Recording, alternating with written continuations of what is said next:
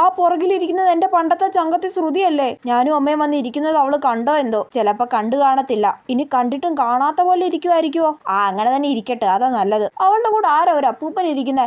ചിലപ്പോ അവളുടെ അപ്പൂപ്പനായിരിക്കും. പണ്ട് ഞങ്ങൾ എന്ത് കൂട്ടായിരുന്നു. അവളുടെ കൂടെ ഒരുമിച്ചേ ഞാൻ സ്കൂളിൽ പോകൂ, അവളുടെ അടുത്ത് മാത്രമേ ഞാൻ ഇരിക്കൂ, അവളുടെ കൂടെ ഒന്നിച്ചേ ഫുഡ് കഴിക്കൂ.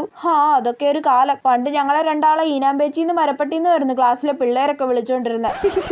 എന്നാലും ഞങ്ങൾ എങ്ങനെ ഇപ്പൊ മിണ്ടാണ്ടായത്? രണ്ടാളും 10ാം ക്ലാസ് കഴിഞ്ഞപ്പോ രണ്ടു വഴിക്കായതുകൊണ്ടായിരിക്കും. എന്തായാലും അവൾ എന്റെ സ്റ്റോപ്പിലായിരിക്കും ഇറങ്ങുന്നത്. അപ്പൊ അവൾ ഇങ്ങോട്ട് വന്ന് മിണ്ടുവാണെങ്കിൽ അങ്ങോട്ടും മിണ്ടാം, അല്ലാതെ അങ്ങോട്ട് പോയി മിണ്ടുവൊന്നും വേണ്ട. അല്ല പിന്നെ ഇതാ ചപ്പറത്തളിച്ച് നീതുമോളല്ലേ? എന്നെ കണ്ടില്ലെന്ന് തോന്നുന്നത്. ഭാഗ്യം, അവളെ കാണാത്ത പോലെ ഇരിക്കുക. ഇങ്ങോട്ട് വന്ന് മിണ്ടുവാണെങ്കിൽ മാത്രം അങ്ങോട്ട് മിണ്ടാം, അതാ നല്ലത്. പണ്ട് ഞങ്ങൾ എന്തൊരു ഫ്രണ്ട്സ് ആയിരുന്നു. ഹാർപ്പിക്ക് ഒഴിച്ച് കഴിയാൻ പോലും നശിക്കാത്ത 2 കീടാണുക്കളെന്നായിരുന്നു ക്ലാസ്സിലെ പിള്ളേരൊക്കെ ഞങ്ങളെ വിളിച്ചോണ്ടിരുന്നത്.